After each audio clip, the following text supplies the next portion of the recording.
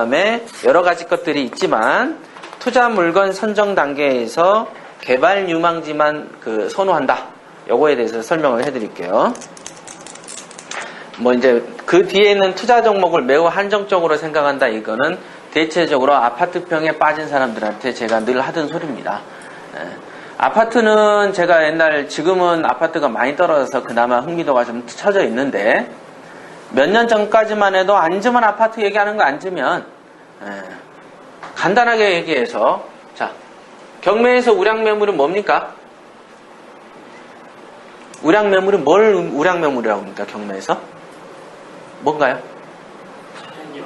그렇죠. 맞습니다. 시세 차익이 큰 거. 이게 커야 우량매물입니다. 기본 요건이죠. 자, 시세 차익이 크려면 경쟁자가 적어야죠. 모범생이 한 명밖에 없네. 경쟁자가 적어야 됩니다. 자, 경쟁자가 적은 물건은 아파트입니까? 다른 겁니까? 아파트는 경쟁률이 장난 아니죠. 낙찰가도 대부분 90에서 95% 임박입니다. 첫째, 아파트는 시세 차익이 작아서 탈락. 두 번 볼 것도 없이 탈락. 제가 보고 아파트 계속 사봤습니까? 제가 사는 아파트는 부산에서 시세가 낮은 겁니다. 재개발 아파트고 엊그제 편지 왔어요. 조합 승인이 떨어지기 직전입니다. 열심히 하겠습니다. 누구 이렇게. 근데 그거를 제가 산 게 3,100, 3,500 안쪽에 들었고 2,500 융자를 꼈습니다.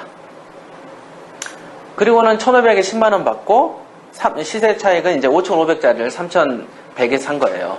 그거는 이제 대략만 봐도 싸죠. 한 2,000 정도 차익을 받죠. 실투입비는 800입니다. 800. 그러니까 그런 물건도 있어요. 그러니까 그런 거는 이제 사례 설명하면 또 시간 길어지니까.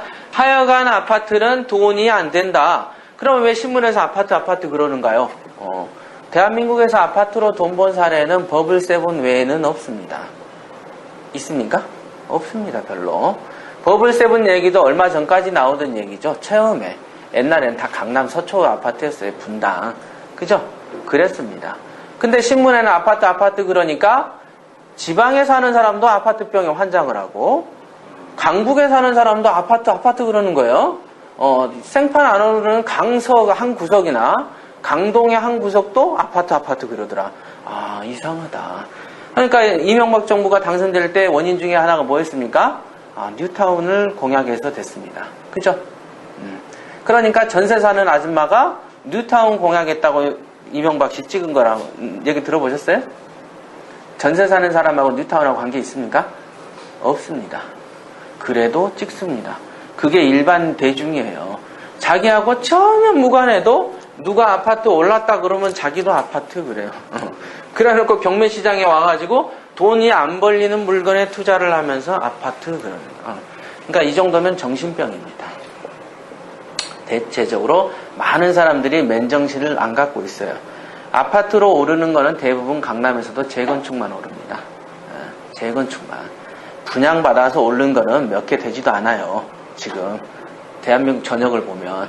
그렇단 말이에요. 그렇다.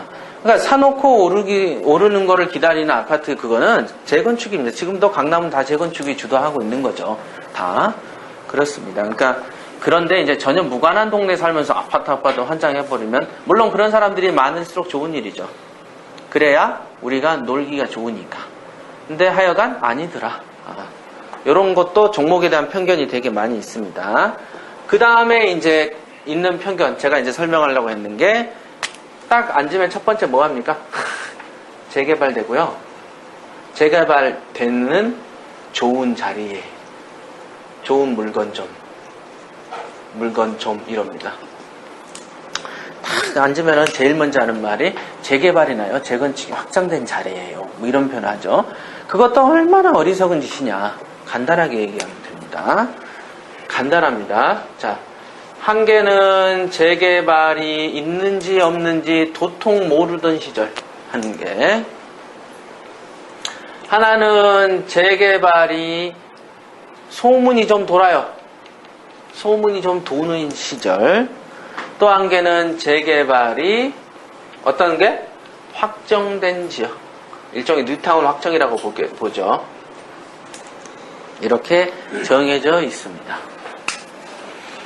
재개발이 있는지 없는지 모르는 지역에 매물이 나왔으면 낮은 가격에 낙찰될까요? 높은 가격에 낙찰될까요?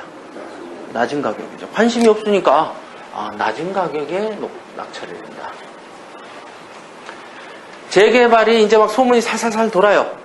그러면 이제 어떻게 됩니까? 더더군다나 신문에 살살 소문이 난다라고 나오기까지 하면 낙찰가가 올라가죠. 낙찰가가 올라갑니다. 업이 되죠. 심지어는 재개발이 확정되기까지 하면 어떻게 됩니까? 이때는 낙찰가가 감정가보다 더 올라가죠? 그죠? 감정가가 5억짜리 신건 나와도 막 6억 쓰기도 합니다. 낙찰가가 더 업이 됩니다. 더 업이 되죠. 자, 그러면 재개발이 되는지 마는지 하는 지역에 소문도 안 나오고 도대체 이 지역은 뭐 개발되겠나? 요러던 지역에 물건을 낙찰받게 되면 장기 보유해야 될까요? 단기 보유해도 될까요? 네? 단기여도 되죠. 왜? 여기가 시세면 낮은 가격에 샀으니까. 이 1번이 보면은 낮은 가격에 사고 2번이 요 지역이고 3번이 이 지역이죠. 그렇죠? 그럴 거 아닙니까? 재개발이 있는지 없는지 모르는 지역은 아무래도 좀 싸요. 관심도 없으니까. 이 지역은 조금 더 붐이 일어났다 이거죠. 확정되면 솔직히 말해서 시세보다 더 낙찰이 세게 됩니다. 만약에 확정된 지역이 나왔다. 왜 그렇습니까? 간단합니다. 뉴타운이 확정된 지역에 이제 강남 사람들이나 돈을 가진 사람들이 돈을 싸들고 갑니다. 3억짜리 좀 해주세요. 그러면 요즘 사람들이요 물건을 안 내놓습니다. 오른다고 요즘에 난리거든요. 그러면 내가 5천 더 줄게. 3억 5천 줄 테니까 사장님만 믿어. 구해줘. 그러면 알았어. 그리고 연락을 해보죠. 어디한테 연락합니까? 동네 아는 김씨든 박씨한테 전화합니다. 그래서 이번 기회 되게 좋은 기회야. 3억 5천 준대. 이렇게 해서 빨리 팔지. 요즘에 돈 좀 필요하잖아. 이렇게 얘기하면 파는 사람이 한두 명씩 생깁니다. 그렇게 해서 팔립니다. 그런데 그런 지역에 매물이 싹 말라버린 지역에 경매가 하나 나온 거예요. 그럼 어떻게 됩니까? 벌떼처럼 붙습니다. 한번 보시면 압니다, 여러분들이. 그러니까 이때는 시세보다 더 주고서라도 산다 이거죠. 자, 낮은 가격에 샀으니까 장기도 좋지만 단기간 보유에도 먹을 게 있습니다. 시세 대비 싸게 샀으니까 상식 아닙니까? 그죠? 자, 그럼 재개발의 소문이 나는 낙찰가가 업이 된 시절에 살아도 그래 조금만 벌어도 그냥 사놓고 그냥 내놔도 손해는 아니더라.